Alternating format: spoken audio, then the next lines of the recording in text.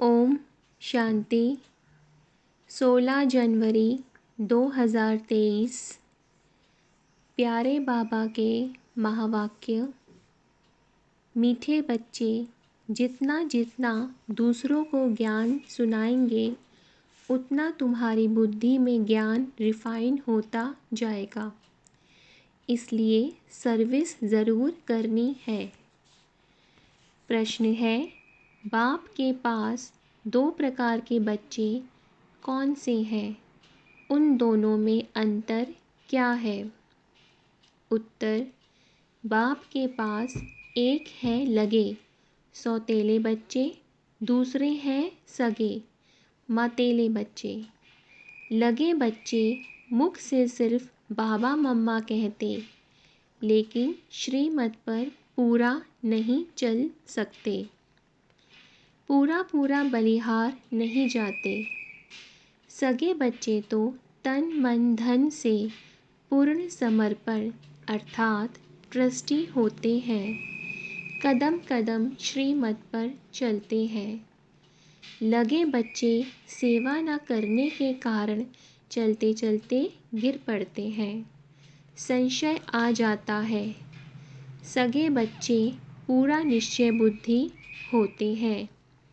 गीत है, बचपन के दिन भुला न देना। ओम शांति। बाप बच्चों को समझाते हैं। कौन सा बाप? वास्तव में दोनों बाप हैं। एक रूहानी जिसको बाबा कहा जाता, दूसरा जिस्मानी जिसको दादा कहा जाता। यह तो सभी सेंटर्स के बच्चे जानते हैं कि हम बाप दादा के बच्चे हैं। रूहानी बाप शिव है, वह है सभी आत्माओं का बाप, और ब्रह्मा दादा है सारे मनुष्य सिजरे का हेड। उनके तुम आकर बच्चे बने हो। उनमें भी कोई तो पक्के सगे हैं, कोई फिर लगे भी हैं। मम्मा बाबा तो दोनों ही कहते हैं, परंतु लगे बलि नहीं चढ़ सकते। बलि ना चढ़ने वालों को इतनी ताकत नहीं मिल सकती, अर्थात अपने बाप को तन मन धन का ट्रस्टी नहीं बना सकते। श्रेष्ठ बनने के लिए उनकी श्रीमत पर नहीं चल सकते। सगे बच्चों को सूक्ष्म मदद मिलती है, परंतु वह भी बहुत थोड़े हैं। भल सगे भी हैं, परंतु उनको भी अभी पक्के नहीं कहेंगे जब तक रिजल्ट नहीं निकलती है। भल यहाँ रहते भी हैं, बहुत अच्छे हैं, सर्विस भी करते हैं, फिर गिर भी पड़ते हैं। यह है सारी बुद्धि योग की बात। बाबा को भूलना नहीं है। बाबा इस भारत को बच्चों की मदद से स्वर्ग बनाते हैं। गाया हुआ भी है, शिव शक्ति सेना, हर एक को अपने से बात करनी है। बरोबर हम शिव बाबा के एडॉप्टेड चिल्ड्रन हैं। बाप से हम स्वर्ग का वर्षा पा रहे हैं। द्वापर से लेकर हमने जो लौकिक बाप का वर्षा पाया है, वह नर्क का ही पाया है, दुखी होते आए हैं। भक्ति मार्ग में तो है ही अंधश्रद्धा। जब से भक्ति शुरू हुई है, तब से जो जो वर्ष बीता, हम नीचे उतरते आए। भक्ति भी पहले अव्यभिचारी थी, एक की पूजा करते थे, उसके बदले अब अनेकों की पूजा करते आए हैं। अब यह सब बातें ऋषि मुनि साधु संत आदि नहीं जानते कि भक्ति कब शुरू होती है। शास्त्रों में भी ब्रह्मा का दिन और ब्रह्मा की रात। भल ब्रह्मा सरस्वती ही लक्ष्मी नारायण बनते हैं, परंतु नाम ब्रह्मा का दिया है। ब्रह्मा के साथ बच्चे भी बहुत हैं। लक्ष्मी नारायण के बच्चे तो बहुत नहीं होंगे। प्रजापिता भी उनको नहीं कहेंगे। अब नई प्रजा बन रही है। नई प्रजा होती ही है ब्राह्मणों की। ब्राह्मण ही अपने को ईश्वरीय संतान समझते हैं। देवता तो नहीं समझेंगे, उनको चक्र का ही पता नहीं। अभी तुम जानते हो हम शिव बाबा के बच्चे बने हैं। उन्होंने ही हमें 84 का चक्र समझाया है। उनकी मदद से हम भारत को फिर से दैवी पावन राजस्थान बना रहे हैं। यह बड़ी समझ की बात है। किसको समझाने की भी हिम्मत चाहिए। तुम हो शिव शक्ति पांडव सेना। पंडे भी हो, सबको रास्ता बताते हो। तुम्हारे बिगर रूहानी स्वीट होम का रास्ता कोई बता ना सके। वह पंडे लोग तो करके अमरनाथ पर कोई तीर्थ पर ले जाते हैं। तुम बीके तो एकदम सभी से दूर परम धाम ले जाते हो। वह जिस्मानी गाइड है, धक्के खिलाने वाले। तुम सभी को बाप के पास शांति धाम ले जाते हो। तो सदैव यह याद करना पड़े, हम भारत को फिर से दैवी राजस्थान बना रहे हैं। यह तो कोई भी मानेंगे। भारत का आदि सनातन देवी देवता धर्म था। भारत सतयुग में बेहद का दैवी पावन राजस्थान था। फिर पावन क्षत्रिय राजस्थान बना। फिर माया की प्रवेशता होने से आसुरी राजस्थान बन जाता है। यहाँ भी पहले राजा रानी राज्य करते थे, परंतु बिगर लाइट के ताज वाली राजाई चलती आई है। दैवी राजस्थान के बाद हुआ आसुरी पतित राजस्थान। अभी तो पतित प्रजा का स्थान है, पंचायती राजस्थान। वास्तव में इनको राजस्थान कह नहीं सकते, परंतु नाम लगा दिया है। राजाई तो है नहीं, यह भी ड्रामा बना हुआ है। यह लक्ष्मी नारायण के चित्र तुमको बहुत काम आएंगे। इन पर समझाना है भारत ऐसा डबल सिरताज था। इन लक्ष्मी नारायण का राज्य था। छोटेपन में राधे कृष्ण थे, फिर त्रेता में राम राज्य हुआ, फिर द्वापर में माया आ गई। यह तो बिल्कुल सहज है ना। भारत की हिस्ट्री ज्योग्राफी नटशेल में समझाते हैं। द्वापर में ही फिर पावन राजा रानी लक्ष्मी नारायण के मंदिर बने। देवताएं स्वयं तो वाम मार्ग में चले गए, पतित होने लग पड़े। फिर जो पावन देवताएं होकर गए हैं, उनके मंदिर बनाकर पूजा शुरू की। पतित ही पावन को माथा टेकते हैं। जब तक ब्रिटिश गवर्नमेंट का राज्य था तो राजा रानी थे। जमींदार भी राजा रानी का टाइटल ले लेते थे। इससे उनका दरबार में मान होता था। अभी तो कोई राजा नहीं है। पीछे जब आपस में लड़े हैं तब मुसलमान आदि आए हैं। अभी तुम बच्चे जानते हो, फिर से कलयुग का अंत आ गया है। विनाश सामने खड़ा है। बाप फिर से राजयोग सिखला रहे हैं। कैसे स्थापना होती है सो तो तुम जानते हो। फिर यह हिस्ट्री ज्योग्राफी मिट जाती है। फिर भक्ति मार्ग में वो लोग अपनी गीता बना देते हैं। उसमें बहुत फ़र्क पड़ जाता है। भक्ति के लिए उन्हों को देवी देवता धर्म का पुस्तक ज़रूर चाहिए, सो ड्रामा अनुसार गीता बना दी है। ऐसे नहीं भक्ति मार्ग की उस गीता से कोई राजाई स्थापन करेंगे व नर से नारायण बनेंगे, बिल्कुल नहीं। अब बाप समझाते हैं, तुम हो गुप्त सेना, बाबा भी गुप्त है, तुमको भी गुप्त योग बल से राजाई प्राप्त करा रहे हैं। बाहुबल से हद की राजाई मिलती है, योग बल से बेहद की राजाई मिलती है। तुम बच्चों को दिल अंदर यह निश्चय है कि हम अभी भारत को वही दैवी राजस्थान बना रहे हैं। जो मेहनत करता है उसकी मेहनत छिपी नहीं रह सकती, विनाश तो होना ही है। गीता में भी यह बात है। पूछते हैं, इस समय की मेहनत अनुसार हमको भविष्य में क्या पद मिलेगा? यहाँ भी कोई शरीर छोड़ता है तो संकल्प चलेगा कि यह किस पद को प्राप्त करेगा। सो तो बाप ही जाने कि इसने किस प्रकार से तन मन धन की सेवा की है।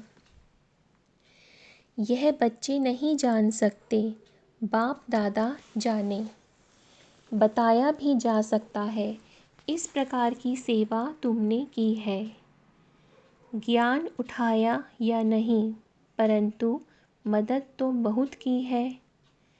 जैसे मनुष्य दान करते हैं तो समझते हैं संस्था बहुत अच्छी है, अच्छा कार्य कर रही है, परंतु मेरे में पावन रहने की ताकत नहीं है। मैं यज्ञ को मदद करता हूँ तो उसका भी रिटर्न उनको मिल जाता है।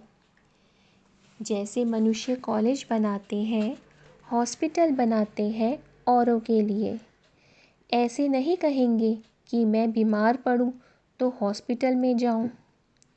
जो कुछ बनाते हैं दूसरों के लिए तो उसका फल भी मिलता है, उसको दान कहा जाता है। यहाँ फिर क्या होता है? आशीर्वाद देते हैं तुम्हारा लोक परलोक सुहेला हो, सुखी हो। लोक और परलोक सो तो इस संगम युग की बात है। यह है मृत्युलोक का जन्म और अमरलोक का जन्म, दोनों सफल हो। बरोबर तुम्हारा अभी यह जन्म सफल हो रहा है। फिर कोई तन से, कोई मन से, कोई धन से सेवा करते हैं। बहुत हैं जो ज्ञान नहीं उठा सकते हैं, कहते हैं बाबा हमारे में हिम्मत नहीं है, बाकी मदद कर सकते हैं। तो आप बताएंगे कि तुम इतना धनवान बन सकते हो, कोई भी बात हो तो पूछ सकते हो। फॉलो फादर करना है तो पूछना भी उनसे है। इस हालत में हम क्या करें?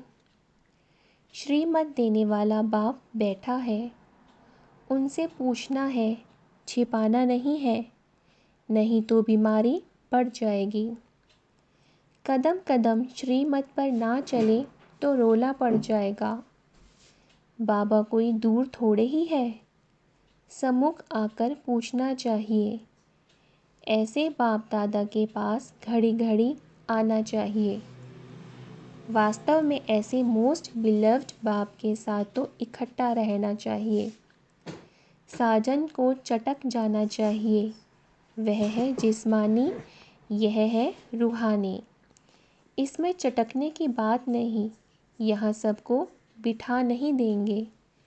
यह ऐसी चीज़ है, बस सामने बैठे ही रहें, सुनते ही रहें, उनकी मत पर चलते ही रहें। परंतु बाबा कहेंगे यहाँ बैठ नहीं जाना है, गंगा नदी बनो, जाओ सर्विस पर। बच्चों का लव ऐसा होना चाहिए जैसे मस्ताना होता है, परंतु फिर सर्विस भी तो करनी है। निश्चय बुद्धि तो एकदम लटक पड़ते हैं। बच्चे लिखते हैं, फलाना बहुत अच्छा निश्चय बुद्धि है।